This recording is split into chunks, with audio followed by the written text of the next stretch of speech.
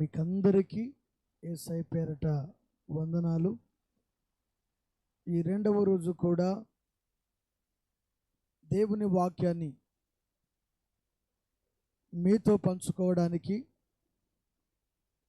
ఈ మాచాపుర గ్రామంలో ఈ రక్షణ సువార్త మహాసభలు నిర్వహించుటకు పూనుకొని ఉన్నటువంటి మరి దైవ సేవకులు పాస్టర్ సుందరరాజన్నకు, వారి కుటుంబానికి, వారి సంఘమునకు, సొలోమక్కకు, అలాగే ఈ ప్రాంతంలో ఎంతో ప్రేమతో వారు కూడా ఈ కూడికకు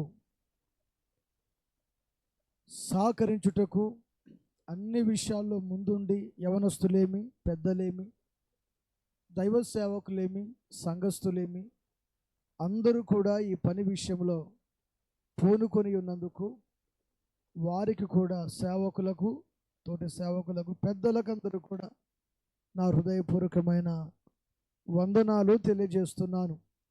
దేవుడు మిమ్మల్ని దీవించునుగాక, ఆశీర్వదించునుగాక. సమయము సరిగ్గా 9:10 దాటిందండి. ఇంకా 50 నిమిషాలే ఉంది. నాకు పాస్టర్కి చెప్పా, 1 గంటన్నర అయినా సమయం కావాలి అని అడిగాను. ఆయన 50 నిమిషాలకే కుదించేశాడు. సరే, మంచిది. దేవుడు మీతో మాట్లాడునుగాక. ఎంతవరకు వినగలుగుతారు మీరు? చెప్పండి, ఎంతవరకు వినగలుగుతారు? నేను తెల్లవారు చెప్తే వింటారా? దేవునికి స్తోత్రం కలుగునుగాక. హల్లెలూయా. కలవరపడకండి. నాకు ఇచ్చిన సమయాన్ని నేను సద్వినియోగం చేసుకుంటా, దుర్వినియోగము చేసుకున్నాను. మంచిది. అందరూ కూడా చక్కని పాటలు పాడి ప్రభుని గణపరిచి ఆయనను కొనియాడారు. మన గ్రామస్తులు, అలాగే బూర్దిపాడు నుంచి వచ్చిన సంఘ బిడ్డలు, అలాగే సేవకులు, సంఘ పెద్దలు అందరూ మంచిగా పాటలు పాడి ప్రభుని గణపరిచారు. నేను ఒక పల్లవి, ఒక చరణము పాట పాడి ఆ తర్వాత దేవుని వాక్యంలోనికి వెళ్తానండి. నీ సేవలోనే నా జీవితాన్ని వెలిగించినావు, ఆరని జ్యోతిగా. నీ సేవలోనే నా జీవితాన్ని వెలిగించినావు, ఆరని జ్యోతిగా. నీ సేవలోనే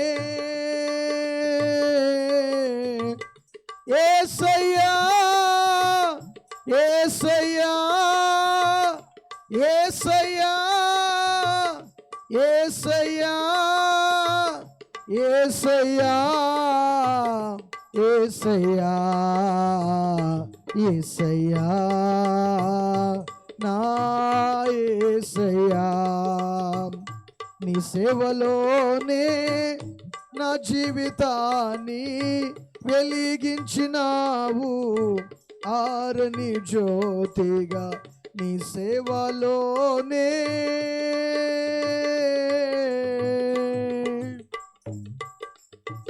ఆకలి దప్పుల చేత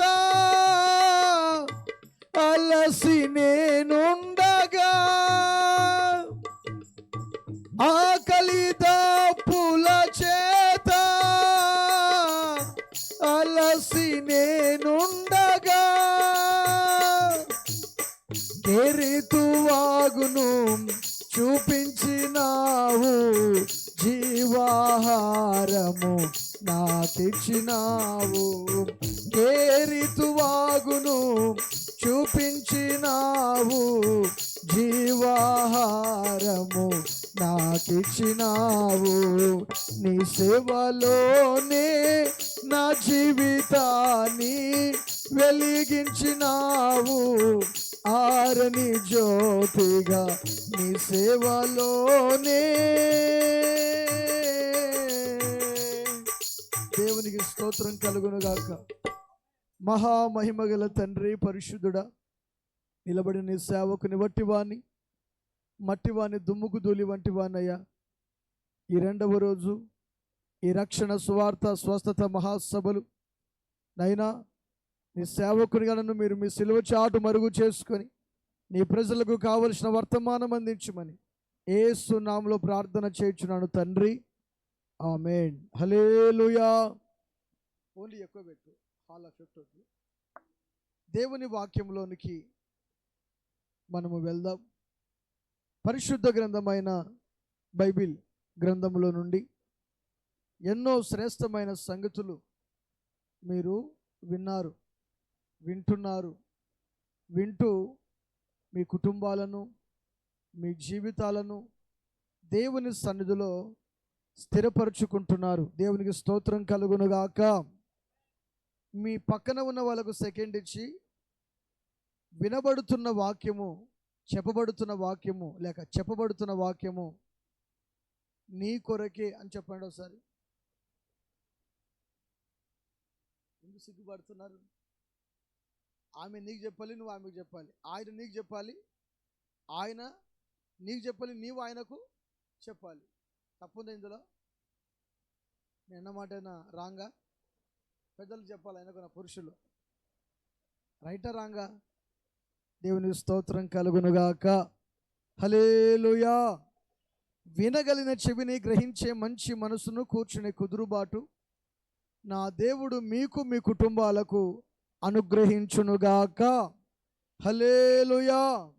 దేవుని వాక్యంలోనికి వెళ్దామండి.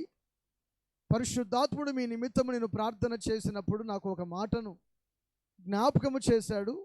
ఆ శ్రేష్టమైన మాట ఏమిటంటే, యెషయా గ్రంథము 45వ అధ్యాయము 3వ వచనంలో ఒక చక్కని మాటను మనము జ్ఞాపకము చేసుకుందాం. బైబిల్ అటువంటి వారు చూడండి. పేరు పెట్టి నిన్ను పిలిచిన ఇశ్రాయేలు దేవుడనైన యెహోవాను నేనే అని నీవు తెలుసుకొనున్నట్లు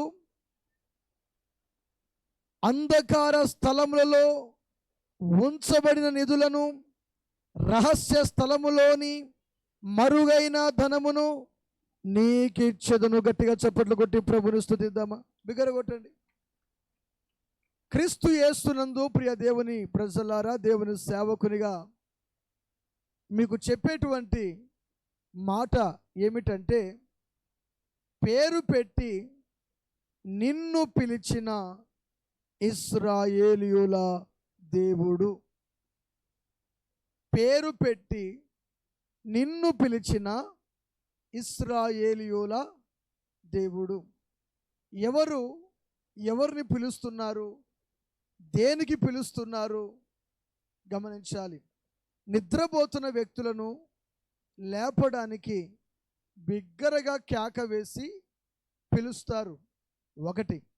రెండోది, దూరముగా వెళ్ళిపోయిన వ్యక్తులను బిగ్గరగా కేక వేసి పిలుస్తారు. పిలిచేటువంటి పిలుపుల్లో దాగి ఉన్నటువంటి రహస్యము ఏమిటి అంటే, అక్కడ ప్రభు సెలవిచ్చిన మాట, ఇదిగో అంధకార స్థలములలో ఉంచబడిన నిధులను, రహస్య స్థలములలో మరుగైన ధనమును నీకిచ్చేదను. అందుకే ఇశ్రాయేలు నిన్ను పిలిచాను, నేను నిన్ను పిలిచాను.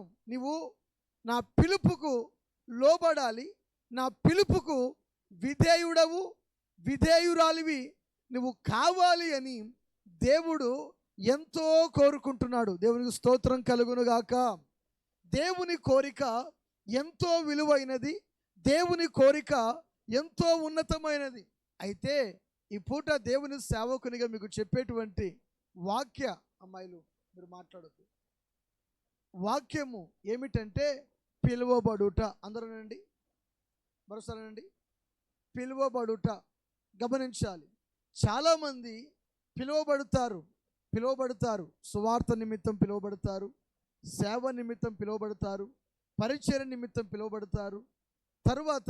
తరువాత గమనించాలి, సంఘములో పెద్దలుగా ఉండడానికి పిలువబడతారు, యవనస్తులుగా ఉండడానికి పిలువబడతారు. కొంతమంది వారికి కేటాయించేటువంటి ఆ పిలుపుకు తగినట్లుగా వారికి కేటాయించబడినటువంటి రీతిలో వారు ఆ పిలుపుకు లోబడి వారి పనులు వారు సంపూర్ణముగా ముగించుకుంటూ ఉంటారు. గమనించాలి, క్రీస్తునందు ప్రియ దేవుని బిడ్డరా, ఈ రాత్రికాల సమయంలో దేవుని సేవకునిగా నేను మీకు చెప్పేటువంటి మాట ఏమిటంటే, అందరూ పిలువబడతారు, కానీ ఏర్పరచబడేది మాత్రమే కొందరే. స్తోత్రం చెప్దాం మంచిగా, చేతుల పైకెత్తి మరోసారి చెప్పండి. ఈ సభకు మీరందరూ పిలువబడలేదా? సేవకుల ద్వారా, సంఘ పెద్దల ద్వారా, ఇరుగు పొరుగు వాళ్ళ ద్వారా మీరు పిలువబడ్డారా? మీ అంతటిగా మీరు వచ్చారా? చెప్పాలి. ఎలా వచ్చారు? మీరు పిలువబడ్డారు. వాక్యం అంటుంది, పిలుపుకు లోబడిన వ్యక్తి ధన్యుడు. కొడు చప్పట్లు గట్టిగా సరిగా. పిలుపుకు లోబడిన వ్యక్తి ధన్యుడు. పిలిచిన పలకకపోతే, పిలిచిన వినకపోతే, పిలిచిన చెవి యొక్కకపోతే దేవుడు బాధపడతాడు, దేవుడు వేదన పడతాడు. దేవుడు ఇతన్ని పిలిచినందుకు నేను పొరపాటు చేశానేమో అనుకుంటాడు. దేవునికి స్తోత్రం కలుగునుగాక. హల్లెలూయా, హల్లెలూయా. క్రీస్తునందు ప్రియ దేవుని బిడ్డరా, దేవుడు పిలిచాడు.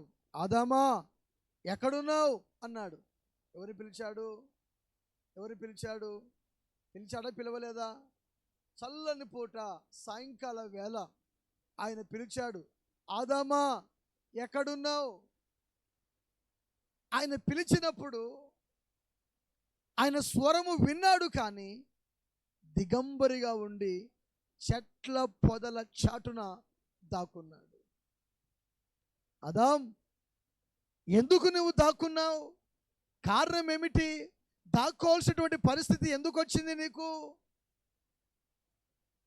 అయ్యా, నేను నీ స్వరము విన్నప్పుడు చెట్ల పొదల చాటున దాక్కున్నానయ్యా. ఎందుకు దాక్కున్నావు? నేను నీకు ఆజ్ఞాపించిన ఆ చెట్టు పండు, నేను తినవద్దని నేను నీకు ఆజ్ఞాపించిన ఆ చెట్టు పండు నీవు తిన్నావా అని దేవుడు అడిగాడు. నీవు నాకు ఇచ్చిన ఈ స్త్రీయే ఆమె చేసింది, ఆమె నాకు ఇచ్చింది, నేను తిన్నాను, ఇదిగో ఆమెనే దీనికి కారకురాలు అంటే తన తప్పును తాను ఒప్పుకోలేదు. ఎవరి మీద నెట్టాడు? ఎవరి మీద నెట్టాడు?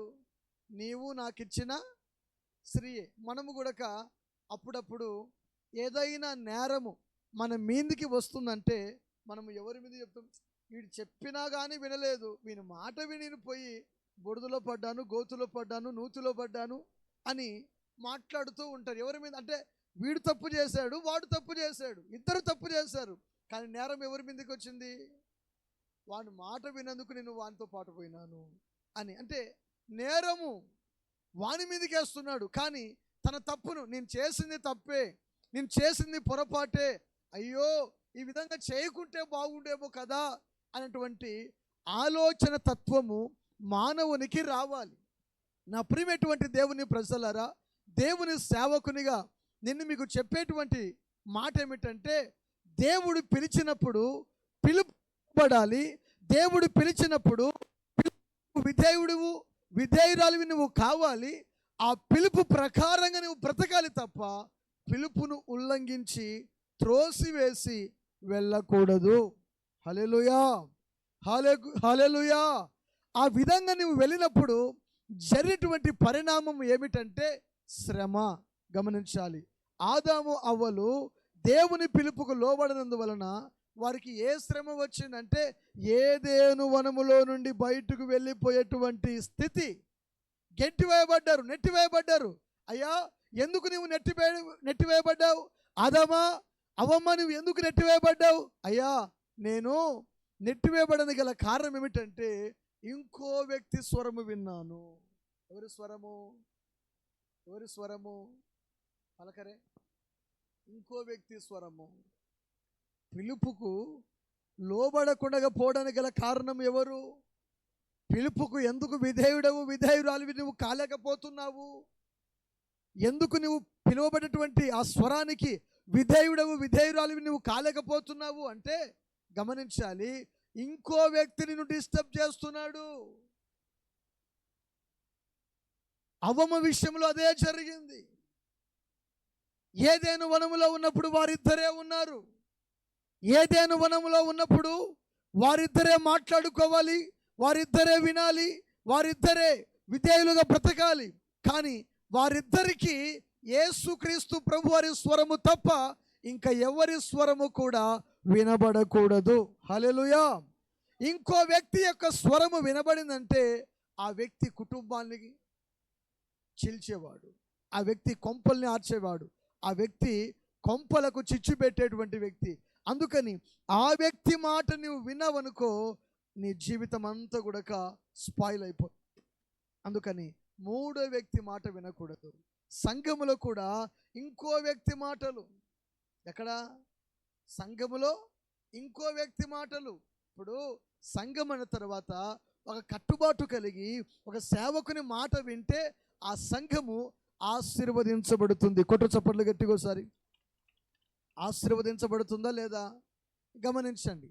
కొన్ని ప్రాంతాలకు కొన్ని సంఘాలకు మేము వెళ్ళినప్పుడు కింద నుంచి సేవకునికి వస్తుంది. ఎక్కడి నుంచి వస్తుంది? మీకు అర్థమైందా? ఎక్కడి నుంచి?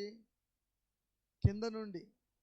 ఇదో పాస్టరు, మేము చెప్పినట్టు నువ్వు వినాలా, నీకు నచ్చితే నచ్చకుంటే ఎక్కడి నుంచి వచ్చింది? కొన్ని బోధ అనేది కింద నుంచి రాకూడదు. ఎక్కడి నుంచి రావాలి? చెప్పండి, ఎక్కడి నుంచి రావాలి? చేతులు పైకి చెప్దాం ఒకసారిగా. హల్లెలూయా, బోలో యేసు మహారాజుకే, రాజుల రాజుకే, ప్రభుల ప్రభుకే, దేవునికి మహిమ కలుగునుగాక. గమనించాలి, క్రింద నుండి సేవకునికి రాకూడదు, సేవకునికి పైనుండి రావాలి. ఎక్కడి నుంచి రావాలి? ఎక్కడి నుంచి రావాలి? పైనుండి రావాలి. పైనుంచి ఎవరి మీదకి రావాలి? సేవకుని మీదకి రావాలి. ఈ సేవకుడు ఏం చేయాలంటే ఈ సేవకునికి ఏదైతే దేవుడు ఆజ్ఞాపించాడో ఆ మాటను సంఘానికి బయలుపరచాలి. హల్లెలూయా. సంఘము అప్పుడు బలపరచబడుతుంది, ఆశీర్వదించబడుతుంది, వర్ధిల్లుతుంది. ఆ సంఘములో అలాంటి ఏవి కూడా కానుకల దగ్గర కానీ, లేకపోతే తప్పుగా అనుకోవద్దండి మీరు ఎవరు కూడా, కానుకల దగ్గర కానీ పరిచర్య దగ్గర కానీ ఎవరి యొక్క ఆలోచనలు మేము తీసుకోం, వినము, సలహాలు వింటాం. అవి ఉపయోగకరంగా ఉంటే ఫాలో అవుతాం, ఉపయోగకరంగా లేకపోతే ఆయన దగ్గర కూర్చుంటాం. హల్లెలూయా. ఆయన దగ్గర కూర్చొని, అయ్యా ఏమి చేయమంటావు, ఎక్కడికి వెళ్ళమంటావు, ఎవరితో మాట్లాడమంటావు, ఎందుకు వెళ్ళాలి, ఏమి చేయాలి, ఎలా ఉండాలి, అక్కడ మేము వెళితే మాకు వచ్చేటువంటి పరిస్థితి ప్రభావాలు ఎలా ఉంటాయి, అది దీవెనకరంగా ఉంటాయా లేకపోతే శాపకరంగా ఉంటాయా అని ఆయన సన్నిధిలో మేము విధేయత కలిగి మోకాల మీద ఉండి ప్రార్థన చేసి దేవుని ద్వారా పొందుకుంటాం. దేవుని స్తోత్రం కలుగునుగాక. దేవుడు మాకు ప్రేరేపణ దర్శనము ద్వారానో కళ ద్వారానో, లేకపోతే గమనించాలి ప్రభు బిడ్డరా, ప్రార్థన చేసిన వెంటనే కొన్ని కార్యాలు మా జీవితాల్లో ఎన్నో ఆ విధంగా జరిగిపోతూ ఉంటాయి. ఆ విధంగా జరిగిపోతున్నప్పుడు మేము దేవుని యొక్క వాక్యానికి విధేయులమవుతాము. దేవుని స్తోత్రం కలుగునుగాక. హల్లెలూయా. గమనించాలి. అవ్వమ్మ ఇంకో వ్యక్తి మాట వినింది, వారి జీవితాన్ని వారు పాడు చేసుకున్నారు. ఏదేను వనములో నుండి వెలివేయబడి చివరికి నేలను దున్నుతున్నారు. నేల అప్పటిదాకా స్వర్గ సీమలో ఉన్నటువంటి నేల చివరికి ఏమిచ్చింది? ముళ్ళు, గచ్చ పొదలు, ఇంకా గడ్డి, ఇవన్నీ కూడా మలవడం ప్రారంభించబడింది. గమనించాలి, అంతవరకు భూమి మీద అలాంటి దౌర్భాగ్యమైనటువంటి పరిస్థితి ఉండేది ఎంత మాత్రమును కాదు. గమనించాలి, పిలిచినటువంటి పిలుపుకు ఆదామునకు ఆజ్ఞాపించిన ఆదాము లోబడలేకపోయాడు, అవ్వకు ఆజ్ఞాపించిన అవ్వ లోబడలేకపోయింది. కారణము ఏమిటంటే దేవుని మాటకు విధేయులు కాలేకపోవుట. హల్లెలూయా. చేతులు పైకి చెప్పిన మంచిగా ఒకసారిగా హల్లెలూయా. గమనించాలి, పేరు పెట్టి పిలిచినటువంటి దేవుడు నమ్మదగిన వాడు. ఎవరంట ఆయన? చెప్పండి, ఎవరంట ఆయన? దేవుడు ఆనాడు భక్తులందరినీ పిలిచాడు. గమనించండి, మోసే ఉన్నాడు. మోసే ఇత్రో అనబడిన తన మామ యొక్క గొర్రెల మందను మేపుతా ఉంటే సీనాయి పర్వతం అనగా హోరేబు పర్వతము దగ్గర దేవుడు మోసేతో మాట్లాడుతున్నాడు. ఓ మోసే, పిలిచాడా పిలవలేదా? మోసే మోసే, ఈ వింత ఏంటి చూస్తాను, ఈ వింత ఏమిటి అని ఆ పొద దగ్గరికి వెళ్తే ఆ పొద నడిమి నుండి ఒక స్వరం వినబడుతుంది. నీవు నిలబడిన స్థలము పరిశుద్ధ స్థలము, నా దగ్గరకు రావద్దు, చెప్పులు విడిచిపెట్టు అన్నాడు. మోసే ముఖము చూడడానికి కూడక, లేక ఆ పొద వైపు చూడని కూడక వెరిసిన వాడై ఆయన సరాసరి మోకాల మీద ఉండి తలదించుకొని ఆయనతో మాట్లాడుతున్నాడు. హల్లెలూయా. గొర్రెలు కాచేటువంటి వ్యక్తిని, గొర్రెలు మేపేటువంటి వ్యక్తిని దేవుడు పిలిచాడు. పిలిచిన పిలుపుకు మోసే లోబడకుండా సనుగుతా ఉన్నాడు. అయ్యా, నువ్వు పిలిచావు కదా, నేను పోతే నా మాట వింటారా? నేను అత్తివాణ్ణి, మాట నేర్పరితనము లేని వ్యక్తిని, నా మాటకు ఎవరు విధేయులు అవుతారు, ఎవరు లోబడతారు? గమనించాలి, దేవుడు అంటున్నాడు, నేను ఉన్నవాడను అనువాడను అన్నాడు. కొట్టు చప్పట్లు గట్టిగా.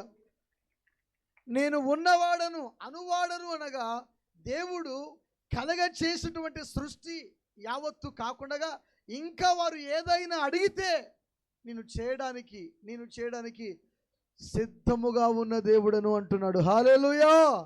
నీవు అడిగిందే కాదు, అడగకుండా ఎన్నో ఇచ్చాను. కానీ నీవు అడుగు. ఈ సృష్టిలో భూమిని, ఆకాశమును, సూర్యుని, చంద్రుని, నక్షత్రములు సమస్తము నేను కలగ చేశాను. అవి కాక ఇంకా ఏదైనా నేను మీ కొరకు చేయగలుగుతానని ఆ సత్యాన్ని ప్రజలకు చెప్పు అన్నాడు దేవుడు. గమనించాలి, మోసే దేవుని మాటకు విధేయునిగా కనబడుతున్నాడు. ఇవన్నీ మనము చూసుకుంటూ కొంచెం ముందుకు వెళ్తే బైబిల్ గ్రంథంలో పిలుపు అనేది చాలా ప్రాముఖ్యమైనది. దేవుని స్తోత్రం కలుగును గాక.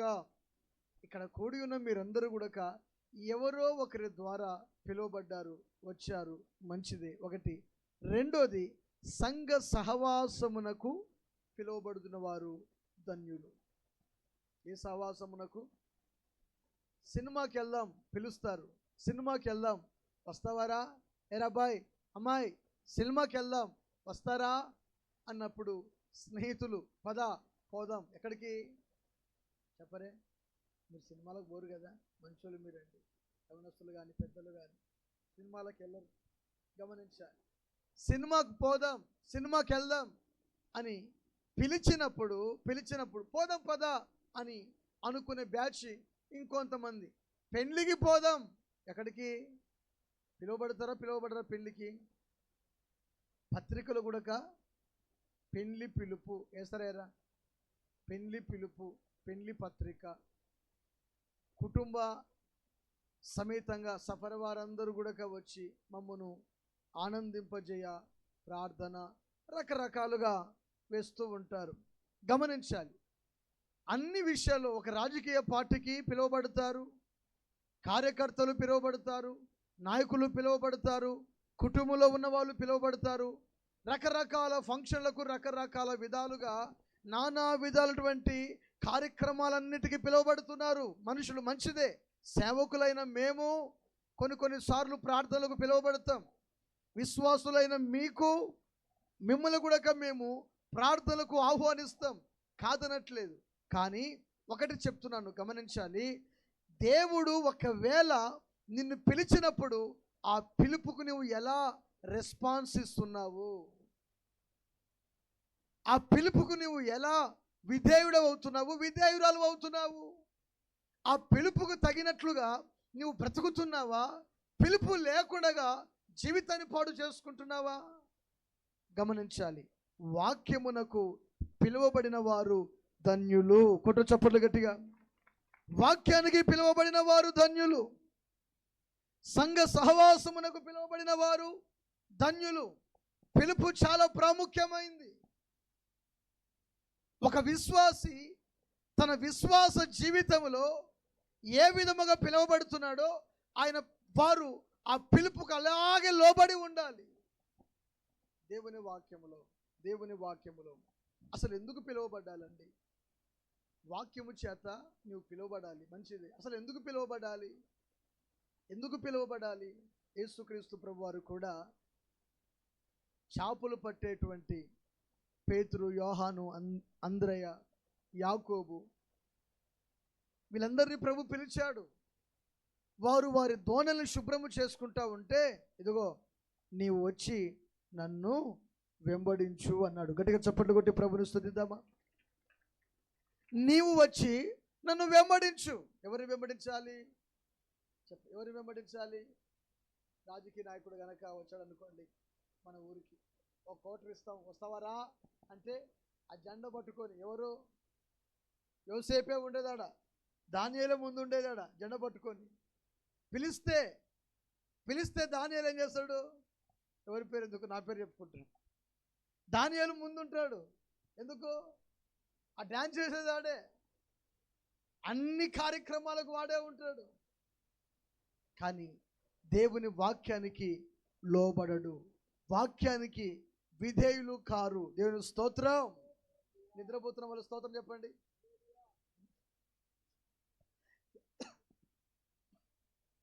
అసలు ఎంతమంది నిద్రపోతున్నారు? ఒకసారి అప్పుడప్పుడు చెప్తూ ఉంటాను నేను. వేలంగినికి వెళ్ళారు కొంతమంది. సంసోన్న పాస్టర్ గారు సభలు పెడితే వేలంగిని పోయి వచ్చారు. వేలంగిని పోయి ఎంతమంది తెలుసు? వేలంగిని తెలుసా? అక్కడికి పోయి ఒక ఆమె గుండు కొట్టించుకొని వచ్చింది. ఏం చేసింది? గుండు కొట్టుకొని నుండగా నిగనిగలాడుతుంది. వాళ్ళు రాత్రంతా బాగా ప్రయాణం చేశారు. రైలు చేశారో బస్సులో చేశారో తెలియదు. బాగా ప్రయాణము చేసి వచ్చి అలసిపోయారు.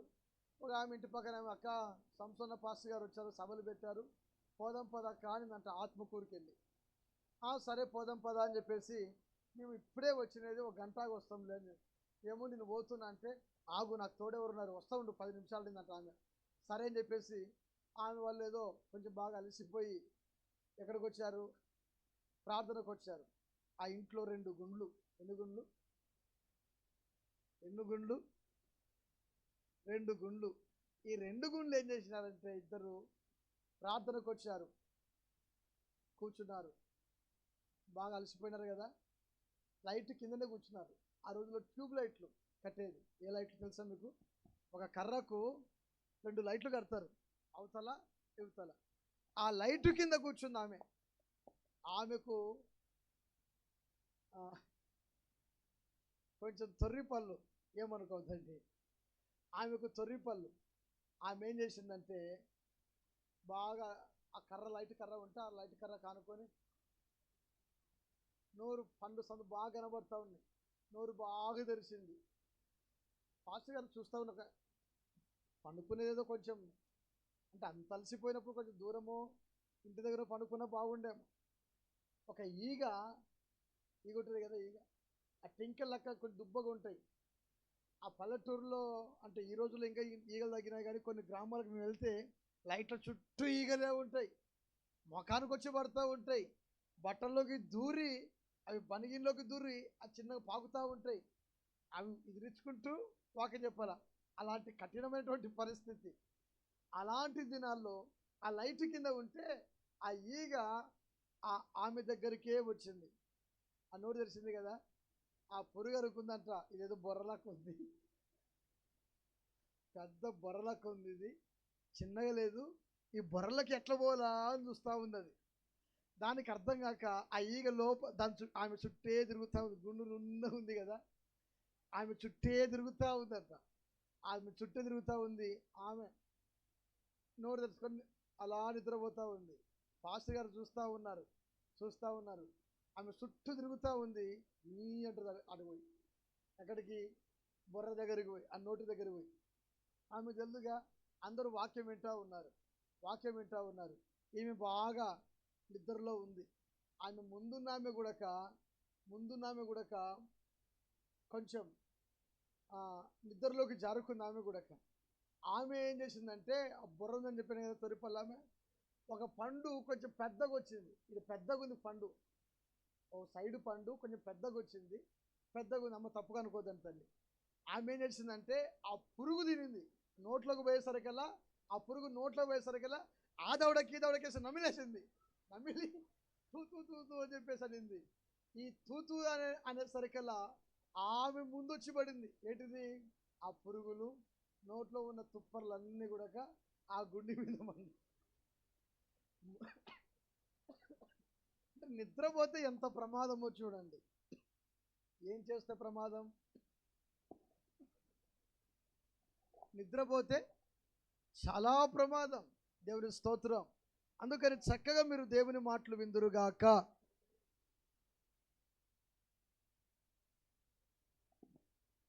గమనించాలి, అసలు ఎందుకు మనం పిలువబడాల్సినటువంటి అవసరం ఏమిటి అంటే, ప్రభు కోరుకుంటున్న కోరిక పరిశుద్ధులుగా ఉండడానికి పిలువబడాలి. హల్లెలూయా. దేనికి మనం పిలువబడాలి చెప్పాలి? దేనికి మనం పిలువబడాలి? యేసుక్రీస్తు ఈ రక్షణ సువార్త సభలు ఎందుకొరకు తెలుసా? నువ్వు పరిశుద్ధునిగా ఉండడానికే, పిలువబడడానికే ఈ సభలు నీ కొరకే ఏర్పాటు చేయబడే. హల్లెలూయా. పాపము నుండి, అంధకారము నుండి, చీకట్లో నుండి, గాఢాంధకారంలో నుండి నీవు విడిపించబడి క్రీస్తు అనే వెలుగులోనికి నీవు వచ్చి యేసుక్రీస్తు ప్రభువారిని సొంత రక్షకునిగా నీవు అంగీకరించినప్పుడు నీవు పరిశుద్ధురాలుగా మారిపోతావు. హల్లెలూయా. ఈ పరిశుద్ధత నీకు కావాలి గనుక దేవుడు సెలవిచ్చేటువంటి మాట ఏమిటంటే, నిన్ను ఎందుకు పిలుస్తున్నాడు ప్రభు అంటే, నువ్వు పరిశుద్ధులుగా ఉండడానికి ప్రభు పిలిచాడు. హల్లెలూయా. గమనించాలి, రోమీయులకు రాసిన పత్రిక 1వ అధ్యాయము బైబిల్ గ్రంథంలో నుండి 2వ వచనం చూద్దాం ఒకసారిగా. రోమీయులకు రాసిన పత్రిక 1వ అధ్యాయము 2వ వచనం. దేవుని సువార్త నిమిత్తము, 1వ వచనం తల్లి, ఆ యేసుక్రీస్తు దాసుడును అపోస్తలుగా ఉంటకు పిలువబడిన వాడును దేవుని సువార్త నిమిత్తము ప్రత్యేకింపబడుటకై పౌలు రోములో ఉన్న దేవుని ప్రియులందరికీ, అనగా పరిశుద్ధులుగా ఉండుటకు పిలువబడిన వారందరికీ. అమ్మా అక్కడ ఏమని రాయబడింది? చాలుతుంది అక్కడ ఒకటి కాగదాం. దేవుని ప్రియులందరికీ అనగా పరిశుద్ధులుగా ఉండుటకు చెప్పాలి. అందరూ చెప్పాలి పరిశుద్ధులుగా. దేవుడు మనల్ని ఎందుకు పిలిచాడు చెప్పాలి. ఎందుకు పిలిచాడు? తాగుబోతులుగా ఉండడానికా? టీవీ సీరియల్ చూసుకుంటున్నానికా? సినిమాలు చూసుకుంటున్నానికా? ఆ కొంపకు ఈ కొంపకు చిచ్చు పెట్టడానికా? పలకరే. వాళ్ళ మీద వీళ్ళ మీద కొంతమంది నేరాలు మోపడములో నేర్పరితనం, అంటే వాళ్ళకి నేర్పించాల్సిన పని లేదు. నాగిగా అంటే చాలా ఈజీగా ఇతరుల మీద నేరాలు మోపడానికి ఈజీగా ఉంటారు. దేవుని స్తోత్రం కలుగును గాక. అంటే మన ఊర్లో అలాంటి వాళ్ళు లేరులేండి, కొన్ని ఊర్లలో ఉంటారు. ఎందుకంటే ఆ కొంపకు ఈ కొంపకు చిచ్చులు పెట్టేటువంటి బ్యాచ్. దేవుడు నిన్ను ఆ విధంగా ఉండడానికి పిలిచలేదు, కేవలము పరిశుద్ధులుగా ఉండడానికి పిలిచాడు. కొట్టు చప్పట్లు గట్టిగా ఒకసారి. ఎందుకు ప్రభు మిమ్మల్ని పిలిచాడు?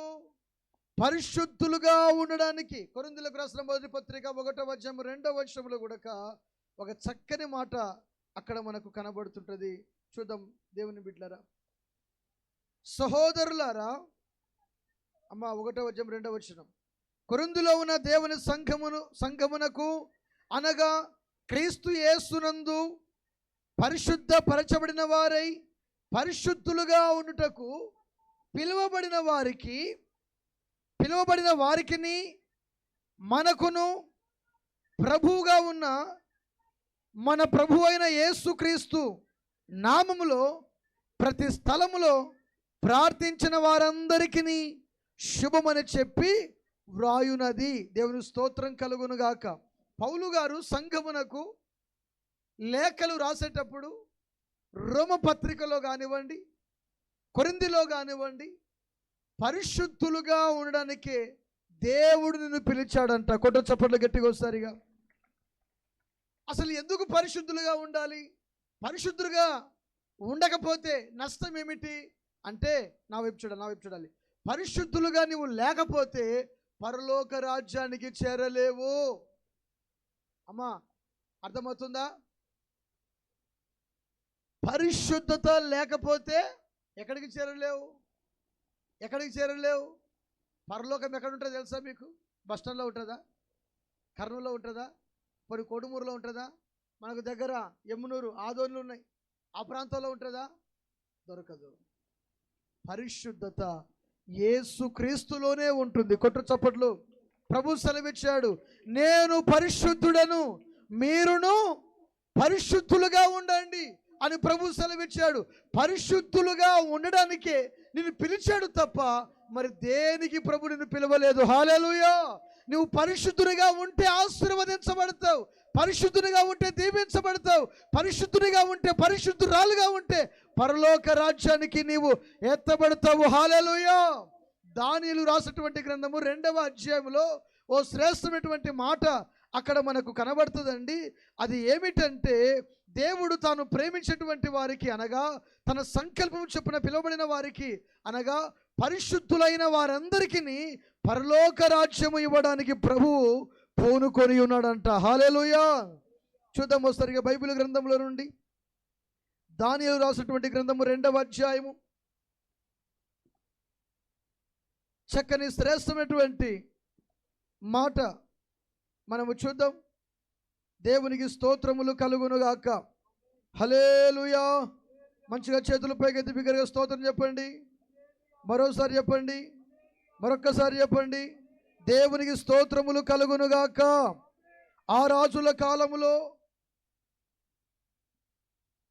చదవాలి దేవుని వాక్యములు. దానియేలు రాసిన గ్రంథము 2వ అధ్యాయము 46, 47 చదవండి ఒకసారిగా.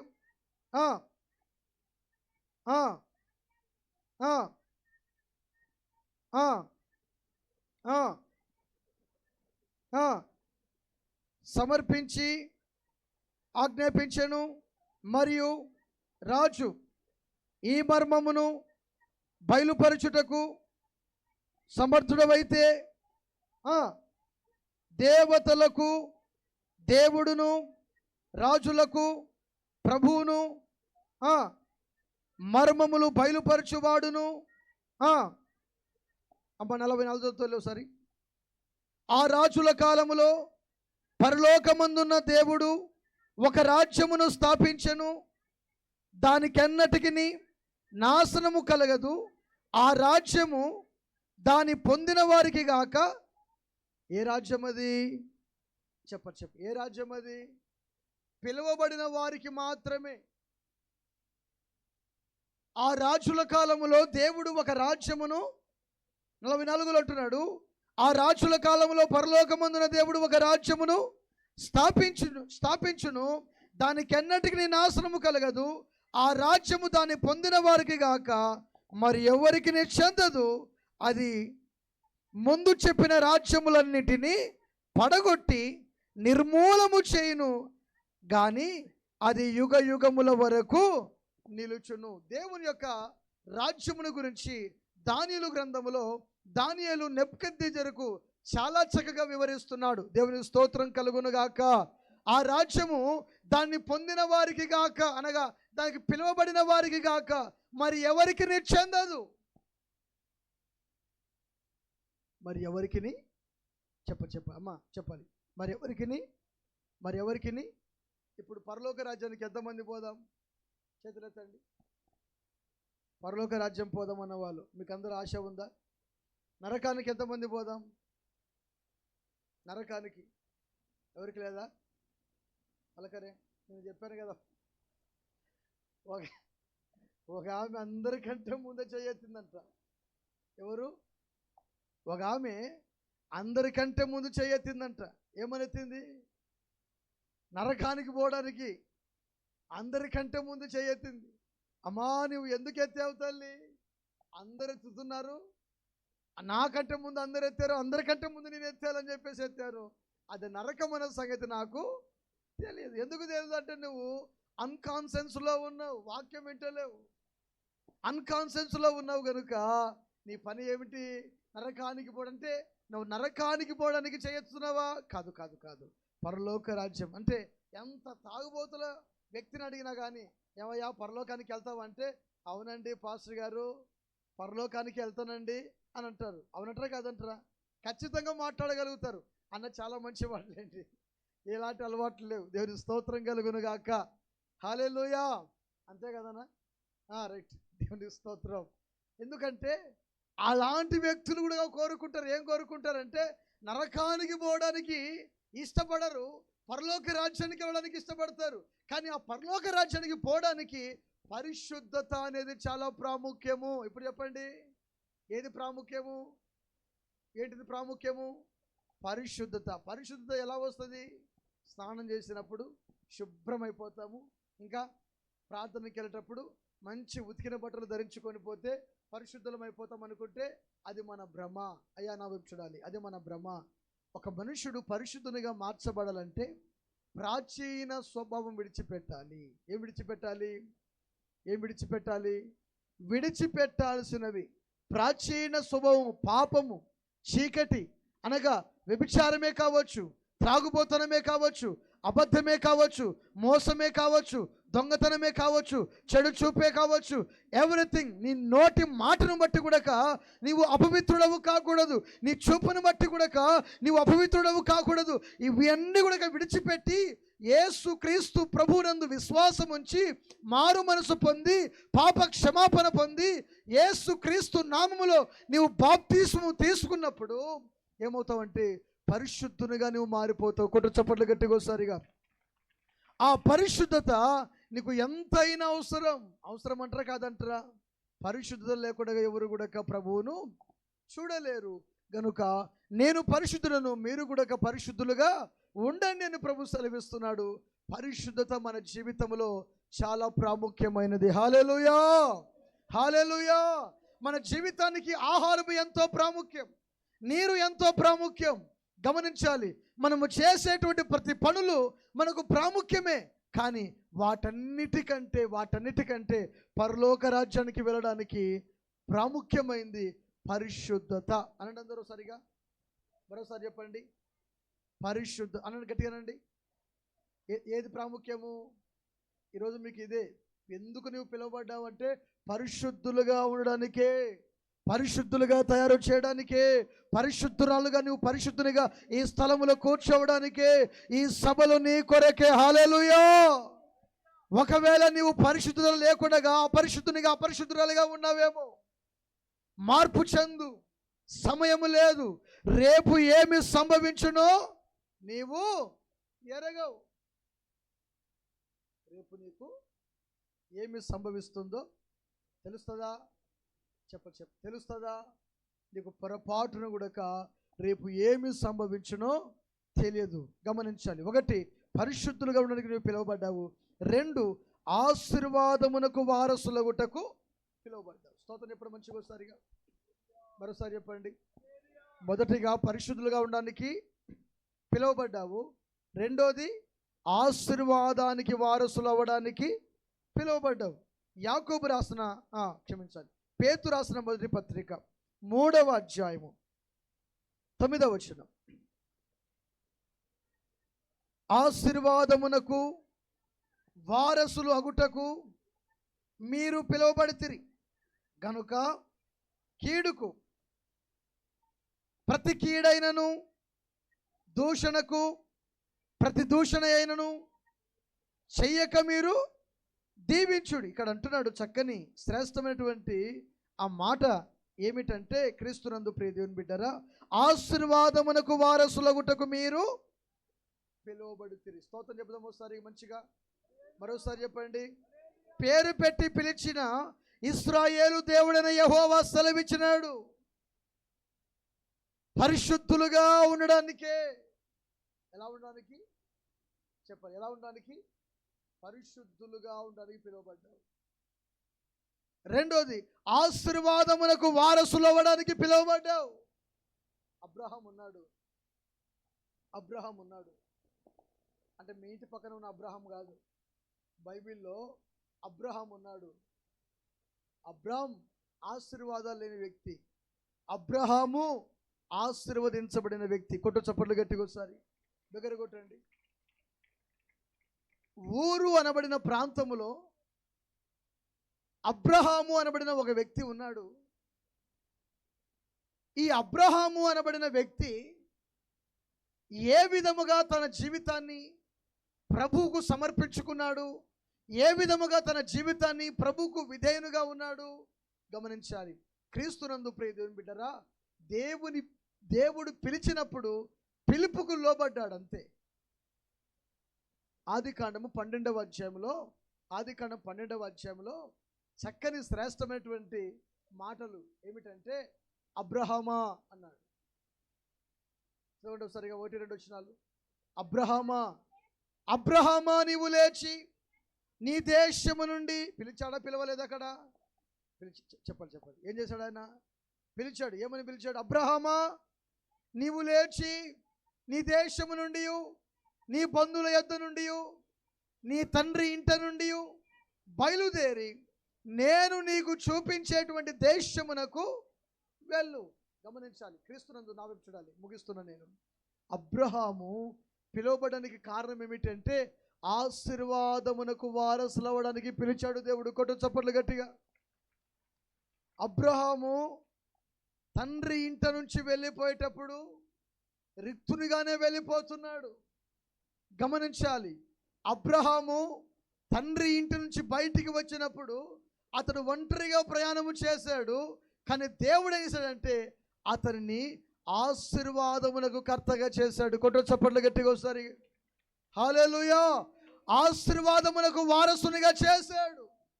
అబ్రహాం అంటాడు ఒకసారి, అయ్యా నువ్వు నాకు ఎంత ఇచ్చినా నాకేం లాభము, నా ఇంటి పెద్ద దాసుడే కదా అన్నిటికీ వారసుడు అవుతాడు, నాకు వారసుడు లేడు కదా ప్రభువా అని దేవునితో మాట్లాడుతూ ఉంటే దేవుడు అంటాడు, అరే బాబు ఆవేశపడకాకరా, ఆకాశం వైపు చూడు, ఆకాశ నక్షత్రముల వలె నీ సంతానమును నేను విస్తరింప చేస్తాను, నీ గర్భవాసం నుండి వచ్చేటువంటి సంతానమును నేను కోరుకొని హెచ్చించి ఆ సంతానము ద్వారా నా మహిమను తెచ్చుకుంటాను అన్నాడు. కొట్ట చప్పట్లు గట్టిగా. దేవునికి స్తోత్రములు కలుగునుగాక. అబ్రహామును దేవుడు పిలిచింది ఆశీర్వాదమునకు వారసులు అవ్వడానికే పిలిచాడు. అందుకే అబ్రహాము ఎంత గొప్పగా ఆశీర్వదించబడంటే అంత గొప్పగా ఆశీర్వదించబడ్డాడు. చివరికి అబ్రహాముని గురించి సాక్ష్యం ఎవరు సరే తెలుసా? అబ్రహాము పనివాడినటువంటి ఎలియాజరు. అమ్మ నాకు చూడాలి తల్లి, ఎవరు సాక్ష్యం ఇస్తున్నారు? ఎవరు సాక్ష్యం ఇస్తున్నారు? అంటారమ్మా, ఎవరు సాక్ష్యం ఇస్తున్నారు?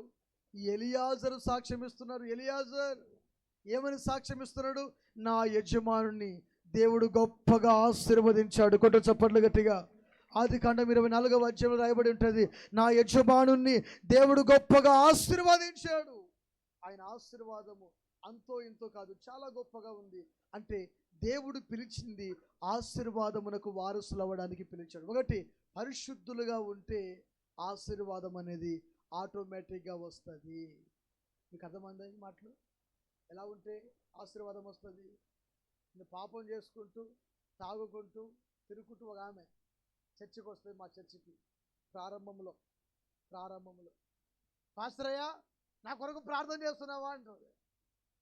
అందరి కొరకు ప్రార్థన చేస్తున్నానమ్మా, చెప్తలే అని నేను అంట. ఏం చేస్తున్నావో ఏం లేను, మేము ఇంకా అదే గుడిసెలోనే ఉన్నాం.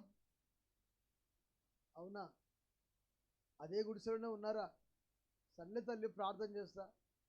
ఇన్ని సంవత్సరాలు నీ దగ్గరికి రాబట్టి అదే గుడిసెలోనే ఉన్నాము, ఏం ఆశీర్వాదం లేదు మాకు, ఏం దీవెన లేదు.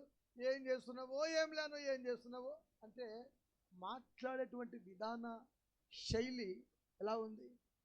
ఏం చేస్తున్నావో ఏం లేను అంటే నీ మాట ధోరణి దేవునికి నచ్చట్లేదు. అంటే నా కనిపిస్తున్నా నాకే నచ్చినప్పుడు కనబడిన దేవునికి ఇంకెందుకు నచ్చుతుంది?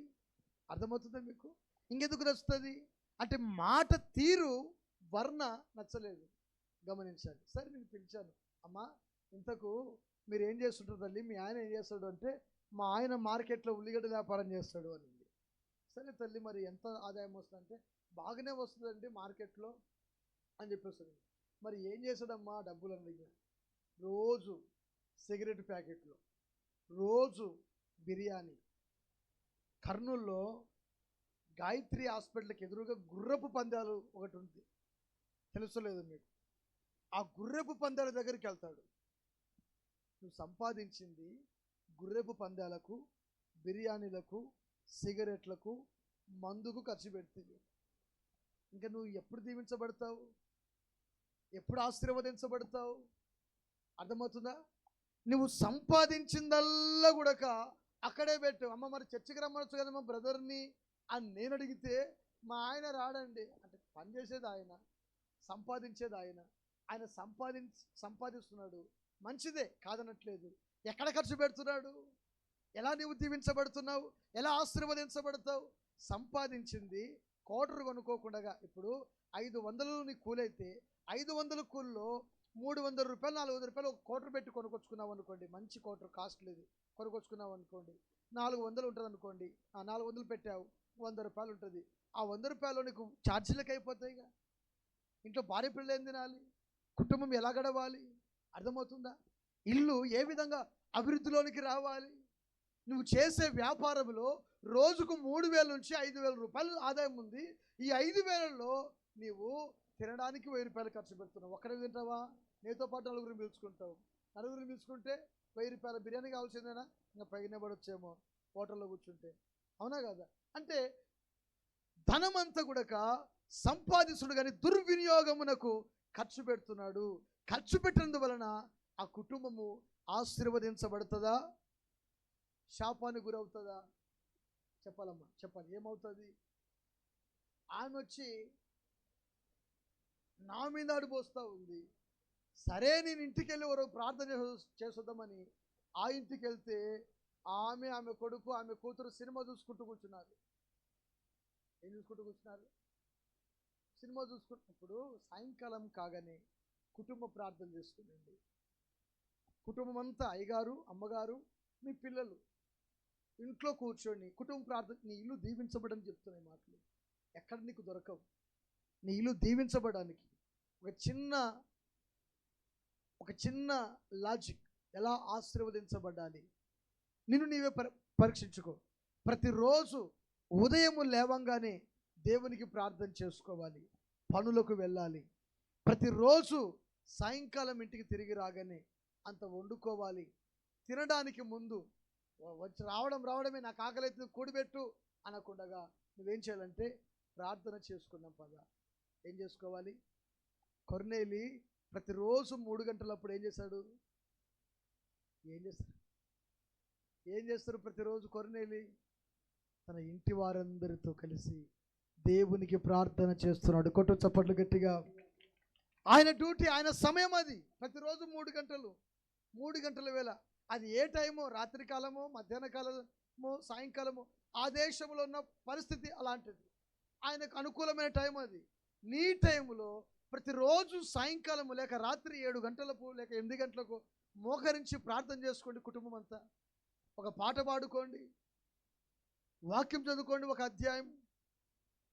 ఆ తర్వాత కుటుంబంలో ఉన్న వారందరూ కలిసి ఎవరో ఒకరు, రోజుకొకరు, రోజు భర్త చేశాడా, మరుసటి భార్య చేసిందా, పిల్లల్లో ఎవరో ఒకరు, పిల్లలు లేకపోతే మరలా పెద్ద ఆమె ఇంట్లో అత్తనో లేకపోతే ఇంకా మామనో ఎవరో ఒకరు, అయ్యగారికి నోట్లో సిగరెట్ ఉండాలి, ఈమె సీరియల్ చూస్తూ ఉండాలి, ఇంకా పిల్లలు సినిమాలు చూస్తూ ఉండాలి. నీళ్ళు ఎలా దీవించబడుతుంది? ఎలా ఆశీర్వదించబడతావు? ఆమె ఇండ్లు సినిమా చూసుకుంటుంది, నేను మా పాశ్రమ అలా అడుగు పెట్టామంతే. ఆ ఇంటి దగ్గరికి వచ్చాము. ఇంటి దగ్గరికి వచ్చి తలుపు కొడతా ఉన్నా. వాళ్ళమ్మ లీలమైపోయింది. దేంట్లో? సినిమాల్లో లీలమైపోయింది. ఆమె మామూలు కాదు, లీలమైపోయింది. అమ్మో గదినే అంటుంది ఆ సినిమా చూసుకుంటూ. అది ఏదో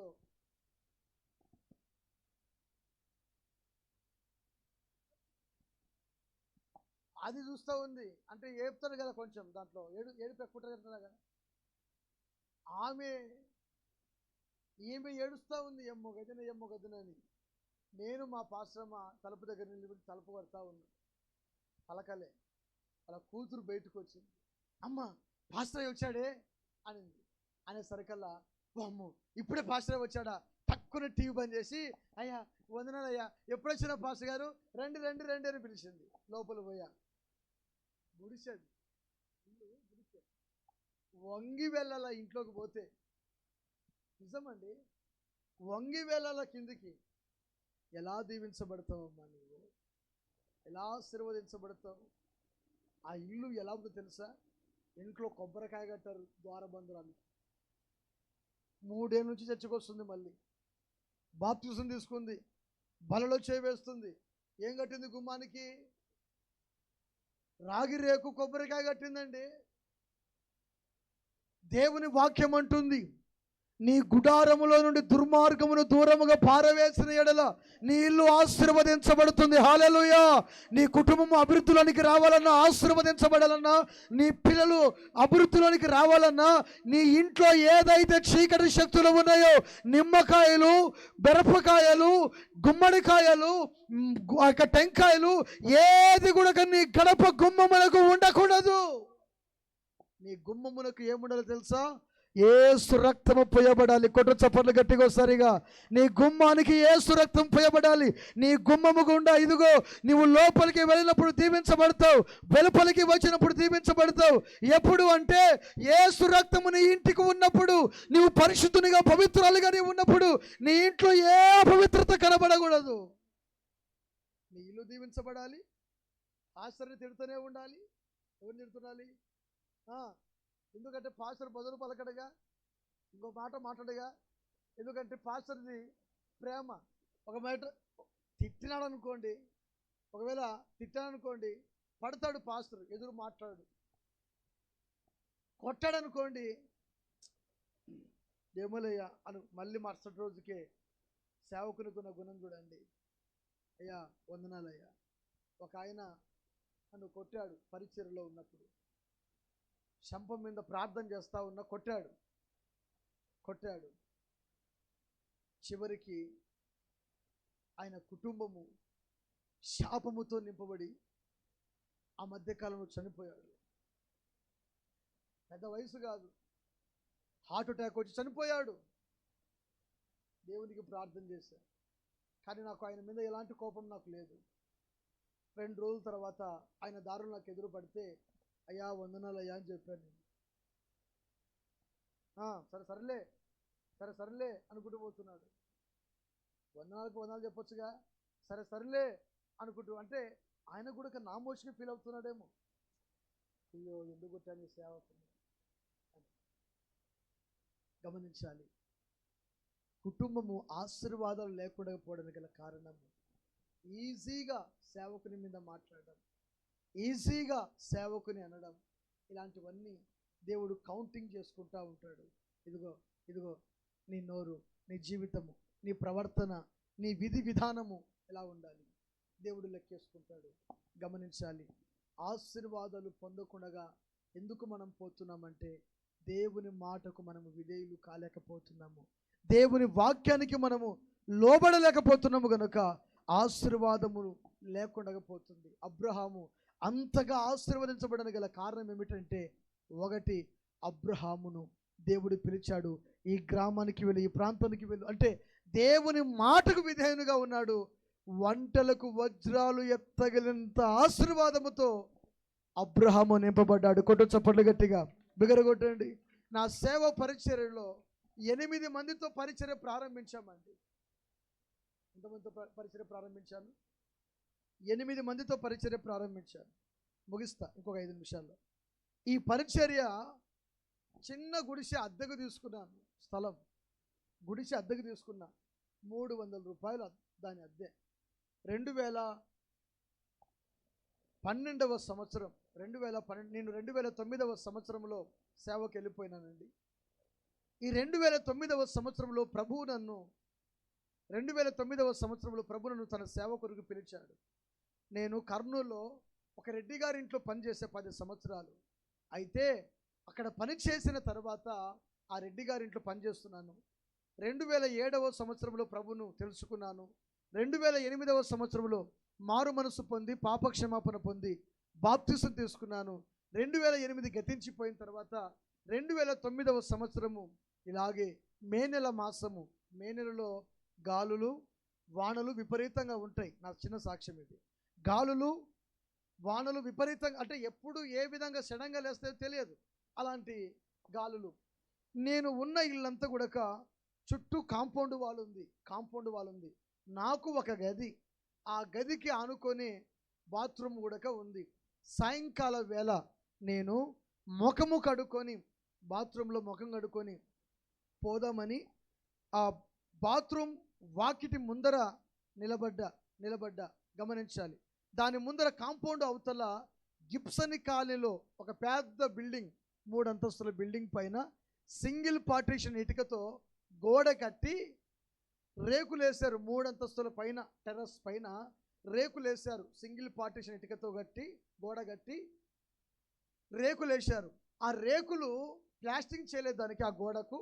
ఆ రేకులు లేచి పక్క వీధిలో గాలికి పడిపోయినాయి. నేను ముఖం కడుక్కుంటూ ఆ సౌండ్లన్నీ కూడా వింటున్నాను. దేవా నీకు స్తోత్రం ప్రభువా, ఇన్ని గాళ్ళు ఉంటే గుడిసెల్లో ఉన్న వాళ్ళ పరిస్థితి ఏంటి అని ప్రార్థన చేసుకుంటూ అక్కడ నిలబడి నా గదిలోకి వెళ్దాము అని అనుకుంటుంటే పైనుంచి ఒకటి సిమెంట్ పెడ్డ ఒకటి ఊడి నా కాలి బొటకన వేలు మీద పడింది.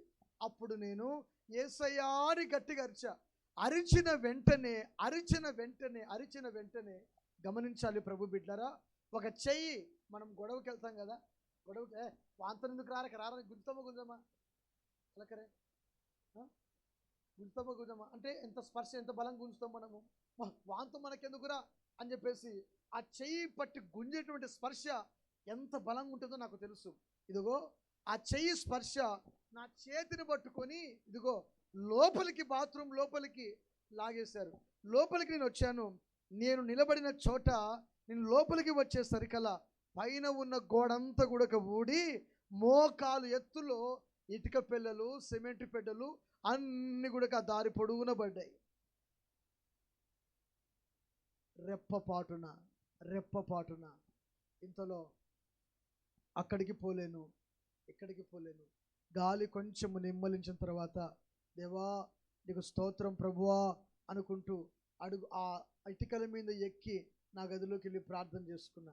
గమనించాలి, ఆ రోజు రాత్రి ప్రార్థన చేస్తున్న ప్రభువా నేను బాప్తిసం తీసుకున్నాను, చనిపోయిన రాజ్యంలో ఉండేవాడిని, నన్ను ఇంతగా కాపాడేందుకు నీకు స్తోత్రం ప్రభువా అని, ఒకవేళ చనిపోయింటే బాగుండు కదా ప్రభువా అని ఏదో ఆ రోజుల్లో ఆ విధంగా ఆలోచన చేస్తూ ఉన్నా. ఎందుకంటే నాకు ఏది ఆశ లేదు. నేను ఒక పాట రాసుకున్నాను, నాకు ఇలలో ఆశలు లేవు, నాకు లోకములో కోరిక లేదు, నా కోరికైనా పరలోక రాజ్యం, నాకీక చాలు సంతోషమే. ఇదిగో ఆ పాట పాడుకుంటున్నాను, ప్రభువా ఎందుకు ఈ విధంగా నా జీవితం ఉంది, నేను బ్రతికినా బాగుండు, నేను చనిపోయినా బాగుండు కదా, ఎందుకు బ్రతికించావు ప్రభు అని సుమారు 2 గంటలు, రాత్రి 10 గంటలకు మోకరించానండి. 12 గంటలు అవుతున్నా కానీ దేవుని స్తుతించుకుంటూనే ఉన్నాను, ఏడుస్తున్నాను. 12 గంటలప్పుడు ఒక స్వరం వినబడుతుంది, నేను నిన్ను నా నామఘనత కొరకు వాడుకుంటా అన్నాడు ప్రభు. గట్టిగా చప్పట్లు కొట్టి ప్రభుని స్తుతిద్దాం. నేను నిన్ను నా నామఘనత కొరకు వాడుకుంటా అని ఒక స్వరం వినబడింది. నేను అనుకున్నాను నా భ్రమ, ఈ టైంలో ఎవరు పిలుస్తారులే అనుకున్నాను. మొదటిసారి ఎలాంటి స్వరము విన్నానో రెండవసారి కూడా అదే స్వరము నాతో మాట్లాడుతూ ఉంది, నేను నిన్ను నా నామఘనత కొరకు వాడుకుంటా అన్నాడు ప్రభు. కొట్టు చప్పట్లు గట్టిగా. దేవునికి స్తోత్రం కలుగునుగాక. ఆనాడు పిలిచినటువంటి పిలుపుకు నేను సరెండర్ అయిపోయాను, లోబడ్డాను. 2009వ సంవత్సరము మే నెల మాసంలో ప్రభువును పిలిస్తే ఆ పిలుపుకు నేను లోబడి వెళ్ళిపోయానండి. నా తండ్రి ఇల్లు విడిచి అని నేను పని చేసేటువంటి వారి ఇల్లు విడిచి అక్కడి నుండి నేను దేవుని ఇంట్లో అడుగుపెట్టా. దేవుని స్తోత్రం కలుగును గాక. హల్లెలూయా. దేవుని ఇంట్లో అడుగు పెడితే దేవుని ఇంట్లో అడుగు పెట్టిన తర్వాత అప్పటి నుండి ఇప్పటి వరకు నేను వెనుక తట్టు తిరిగి చూడలేదు, ఎవరి వైపు చూడలేదు, లోకం వైపు చూడలేదు. గమనించాలి, నా ముందు ప్రభువు తప్ప ఇంకెవరు లేరు. 8 మందితో ప్రారంభించబడిన పరిచర్య టేబుల్ వెనక కూర్చొని ఏడుస్తూ ఉండేవాడిని. ఒక వారం 5 మంది, ఒక వారం 3, ఒక వారం 8 మంది, ఆ విధంగా ప్రార్థనకు వచ్చేవాళ్ళు. ఆదివారం ఏడుస్తూ ఉన్నాను, ఆ టేబుల్ వెనక కూర్చొని ఏడుస్తూ ఉంటే ప్రభువా నన్ను ఏం చేయమంటావు, ఏడుస్తున్నాను.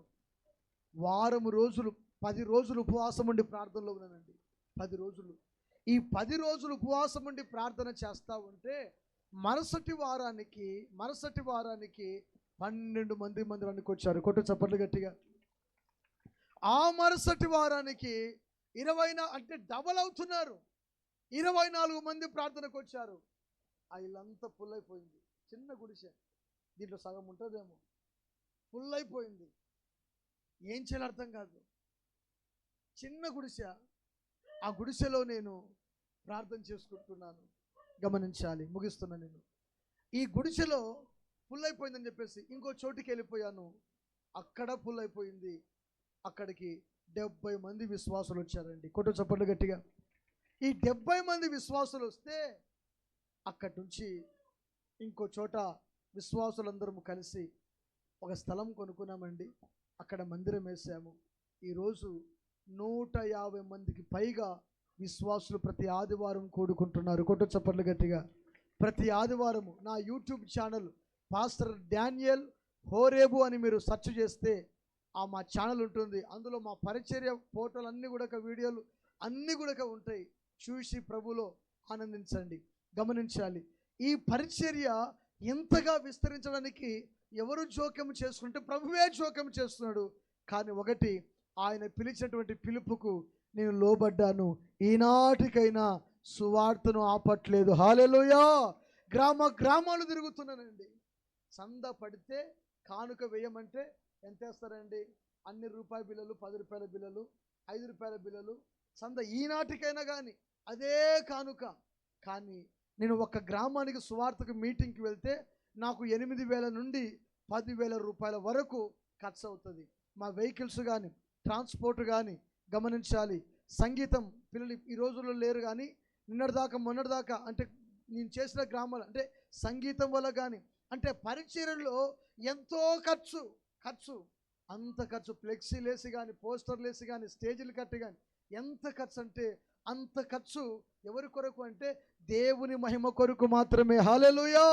దేవుడు సెలవిచ్చిన మాట ప్రకారంగా నేను నిన్ను వాడుకుంటున్నాడు. ఇదిగో సువార్తను ప్రకటించమన్నాడు.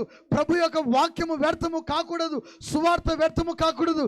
నేను ఎలాగైతే రక్షింపబడ్డానో, నేను ఎలాగైతే పిలుపుకు లోబడ్డానో, నాతో పాటు అనేకులు ప్రభు పిలుపుకు లోబడాలని, అనేకులకు సువార్తను అందించాలని, ఇక్కడ రాకపోని, ఇక్కడ ఇవ్వకపోని ఇంకో గ్రామానికి వెళ్తా, ఆ గ్రామంలో ఇవ్వకపోని. ఎందుకంటే నాకు దేవుడు ఒక మందిరం ఇచ్చాడు కదా.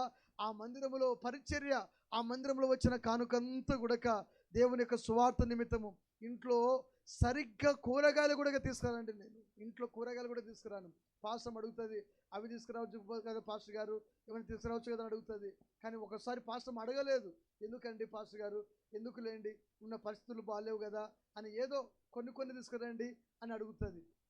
కానీ నేను అన్నిటినీ ఆలోచన చేసి, ప్రభువా నీవిస్తేనే తింటాం, ఇప్పటికైనా కానీ ప్రభు సన్నిధిలో నీవిస్తేనే తింటాం, నువ్వు ఎంత ఇచ్చావో అంత నీ సువార్త కొరకు ఖర్చు పెడతా ప్రభువా అని తీర్మానం చేసుకున్నా. కొట్టు చప్పట్లు గట్టిగా.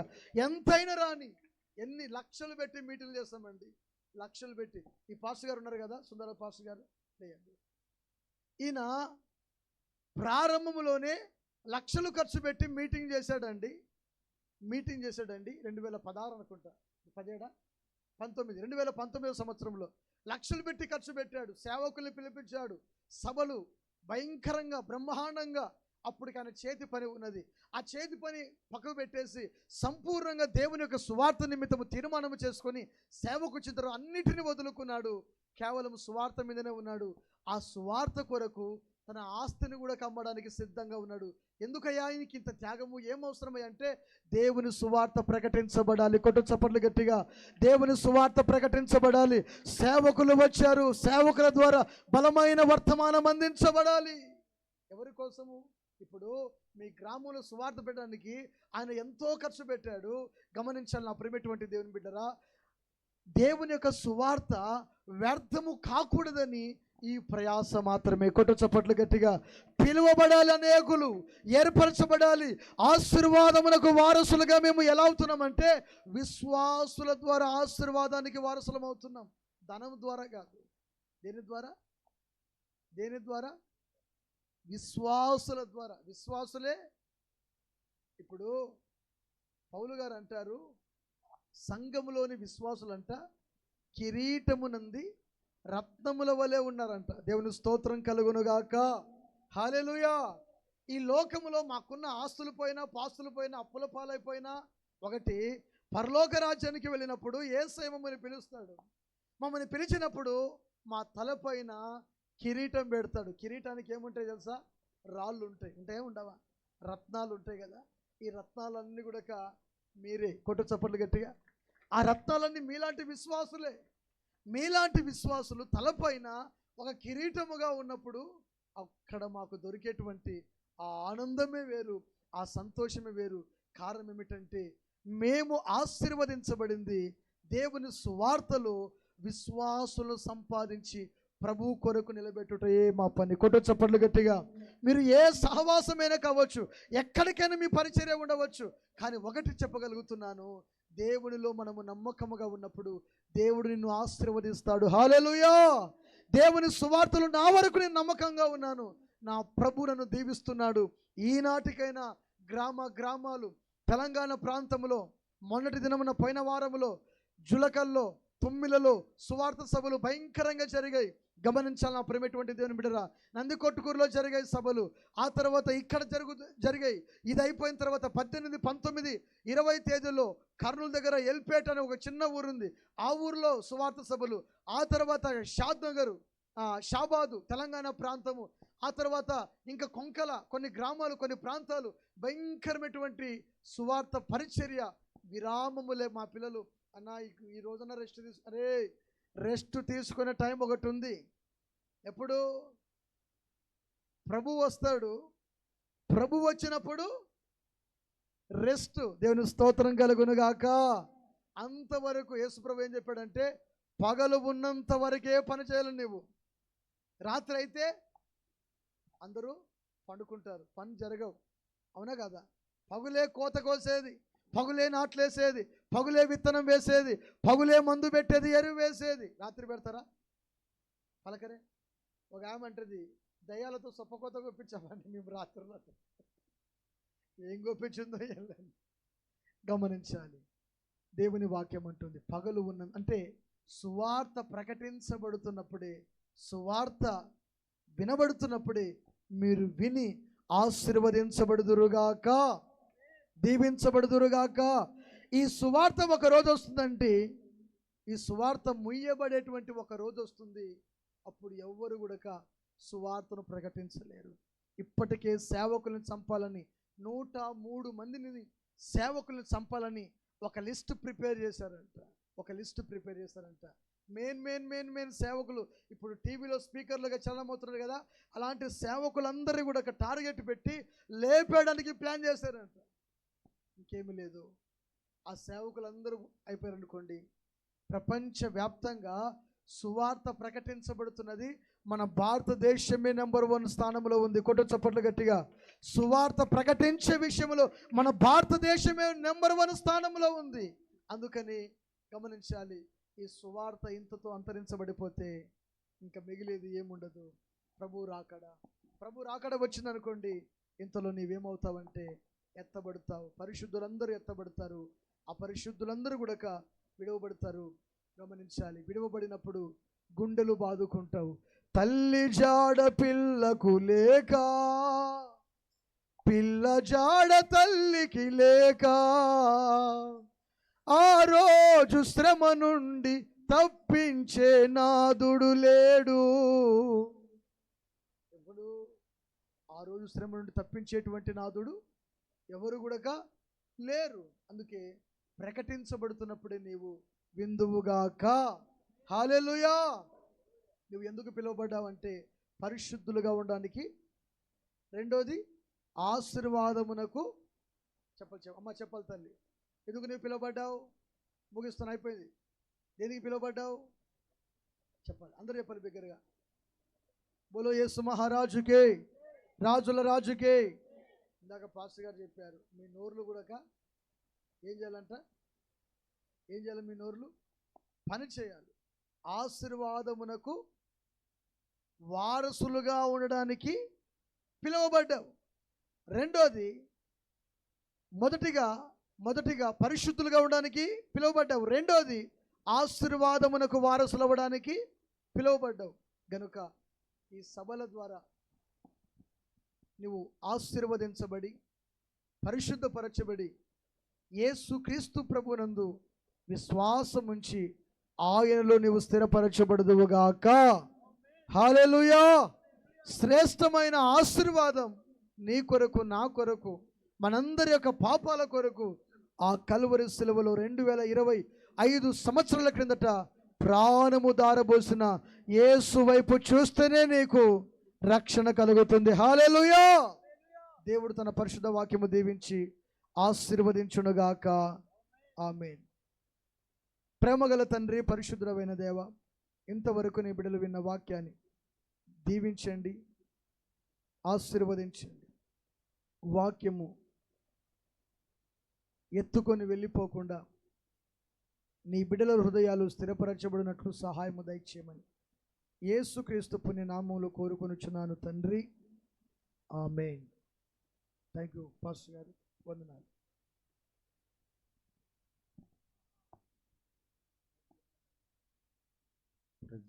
హల్లెలూయా.